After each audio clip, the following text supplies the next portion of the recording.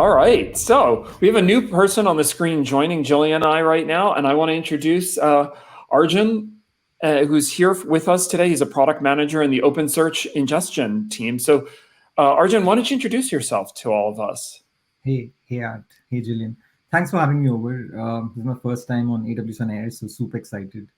I'm an avid listener of this format, this podcast. So first time here, super happy to be here. So I am a product manager on the OpenSearch team. I specifically deal with ingestion, so ways of making it easy for customers to write data into OpenSearch. So anything that products that work that sort of are targeted towards ingestion on OpenSearch is what I primarily work on day in day out. And then for those who aren't familiar with OpenSearch, how would you describe it to someone? Right. So primarily OpenSearch is like a database focused on search. So you're like thousands of databases out there, right? You have transactional databases that are meant to be like a store of record. Like you do a transaction, those databases store that. You have databases for time series data, which is your weather that gets updated every day. Your database is meant for that.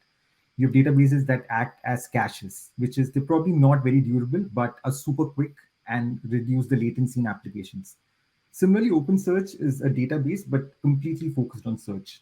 So, for example, if you're a large e-commerce store and you have a huge inventory, and you want users coming there to discover your inventory, right? You have, for example, you signed on a big brand of a shoemaker on, and you sort of carrying their shoes, and you want users to discover that. Primarily, a user would come and hit the search tab on your e-commerce page.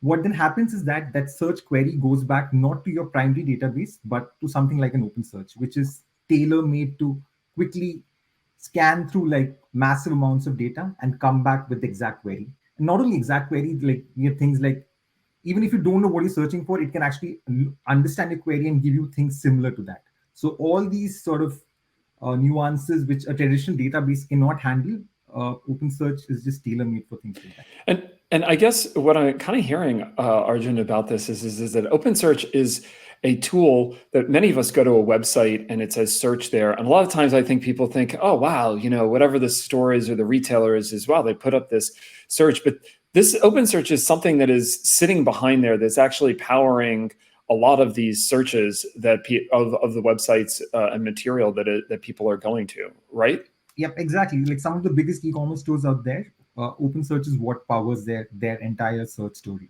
So from indexing new indices, anytime something changes, ensuring the freshness of the query, everything is taken care by OpenSearch. So yeah, it's probably like a very important major component for search for not just major e-commerce store, but any kind of searching on websites today. Yeah, there's a really common question that was asked here. I get this a lot probably. So would you describe it as a search engine?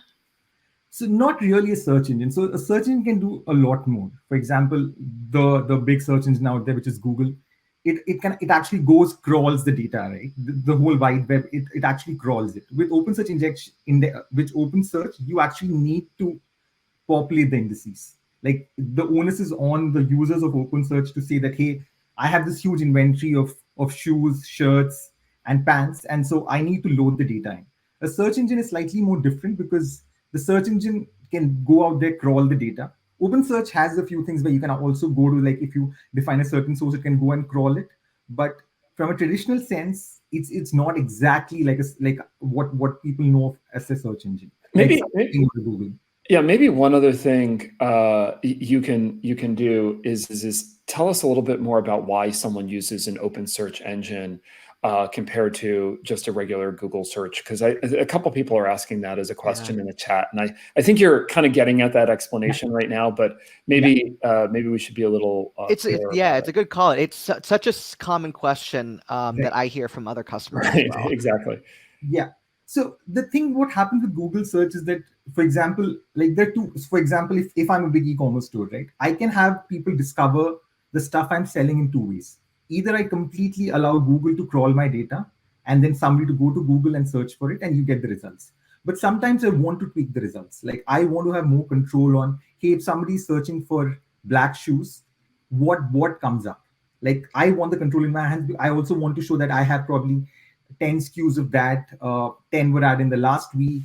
I want the freshness of the result. All those things which a Google search can't give you, you can do that with OpenSearch because you now handle as to how the query is answered. And I think maybe correct me if I'm wrong, but this, it also allows you as a retailer or a site to get even more specific. When someone comes to your site, let's say you were searching for a shoe, Yeah. you don't go Google, I'd like, a Air Jordan in size 10, wide width, color red, all that sort of thing. But when I come to the shoe retailer site, that's the type of information I want. Yeah. And the size 10 may go away, it may come back, like, someone, and that's not necessary to publish on a large search engine, right? Yeah. And so with Google, that's the thing, right? So Google has strategies on reindexing the data. So the crawler will probably go out probably once every night and then crawl the data again, right? And so you don't have the freshness of the data. With OpenSearch, you own the backend search database. So as soon as something goes out of stock, you can update it. Also, as you said, right, you can add metadata to it. For example, you search on Google, it's a very generic search. It probably lands on my website.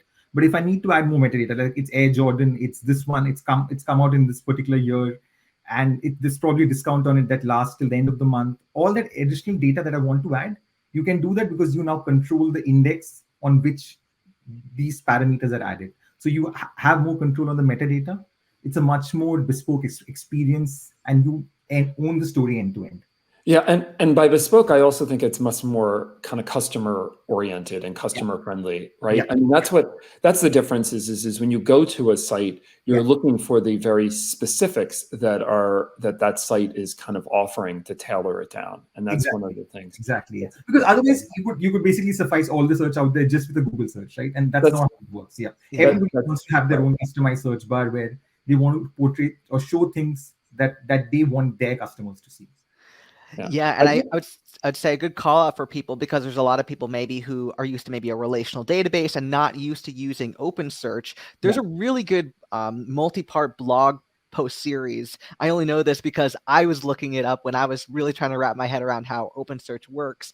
So if you look in the AWS blog, in the analytics blog specifically, you'll be able to find a really detailed overview of how OpenSearch works, and particularly around like the indexing, because that's, I would say, is a different compared to what you're maybe probably used to using with like a relational database. Yep. That's a great call out, Jillian, as well here. So Arjun, tell people about OpenSearch Ingestion. Right. So as I was saying, right, with OpenSearch, what traditionally happens is that you have this huge catalog, you have a lot of data, and you then index that data. Once you've indexed it, OpenSearch then ensures that anybody who queries that can get a result back. The problem we've had for a long time is that we don't have a very good mechanism for people to index the data in the first place. That is, I have my data spread everywhere. And how do I get the data into a centralized tool, which people can then hit and get queries back, right? And so for a very long time, we've sort of, as a prescriptive guidance, said things like, hey, you can use some ad hoc scripts, you can use, there have been other third-party vendors who provided their solution. But it's never been a complete cohesive story. Like because OpenSearch is a managed service on AWS, and we've like big enterprise customers, 2x large customers who said that, hey, I have tons and tons of data. And so we spoke about search. One of the other major use case that OpenSearch also solves is system observability, which is you generate a ton of logs, metrics, traces, all that is a lot of data being generated. But how do I query this data to get insights out of it? And OpenSearch is perfect for doing that. The problem today is that logs, like the enterprise is generating petabytes of logs every day. How do I ingest into OpenSearch? There was no solution for it. And with OpenSearch ingestion, now we have like a fully self-managed serverless solution where it's just an API endpoint you write to it, and it will ensure that it will send the data to OpenSearch, which you can then query later on. So this feature I'm really excited about, Jillian, because even as a developer, like organizational skills are sometimes not the best thing that all of us do. And so the ability to be able to have the engine be able to kind of ingest lots of data, disparate data in some cases, that's all kind of tied together is really exciting, I think, especially for the end customer here. Also in the chat, I see somebody asking about open source, right? And I sort of wanted to like spend a couple of minutes on that. And so OpenSearch is completely open source first. So The entire development happens on GitHub. The community is very actively involved. The roadmap is shared there. And so so it's called the OpenSearch project. So it's opensearch.org. All the features, the documentation is all there. And then we have a managed service where customers can come. We make it easy for them to run the service. But the core features, the core engine, everything is open source. So under the hood, like OpenSearch runs OpenSearch engine. OpenSearch Ingestion runs something called Data Prepper, which is again part of the OpenSearch org, has been open source for some time. So users have been running Data Prepper for some time. With OpenSearch Ingestion, we now provide a managed service for it, add a few more enhancements to it, make it very easy for customers to run it. All the complexities of running like a multi-node, multi-cluster, multi-region setup, we abstract all that away, make it serverless. So it's completely open source. Yeah. So it's, and everything that happens in our team, and which, like, as a product manager, I spend day in, day out looking at feature enhancements, what things to add on the roadmap.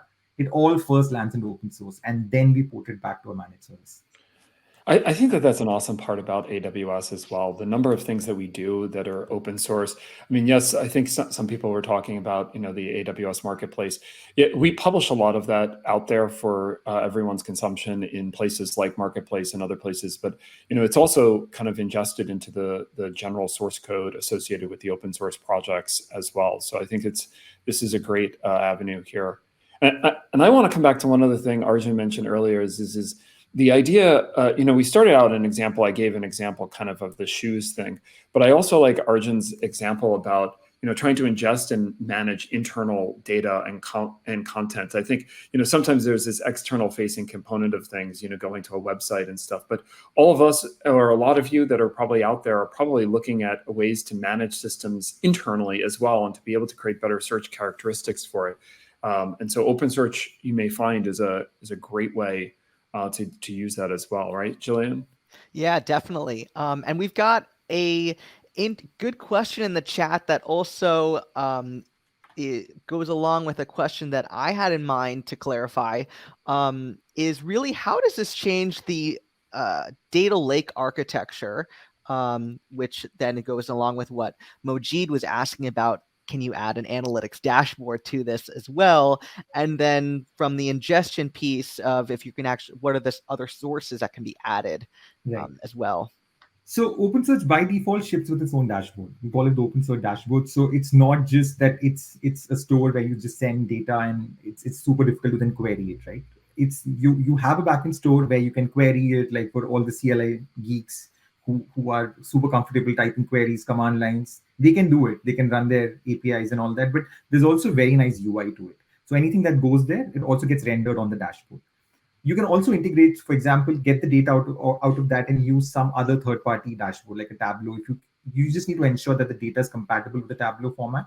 But once it's there, there are a lot of transformations, schema conversions, where you can. So basically, OpenSearch stores the data in something known as the Apache Lucene format. And you can then, and it's an open source format. You can take it out from there and then convert it into a format that's compatible with, say, other analytics dashboard.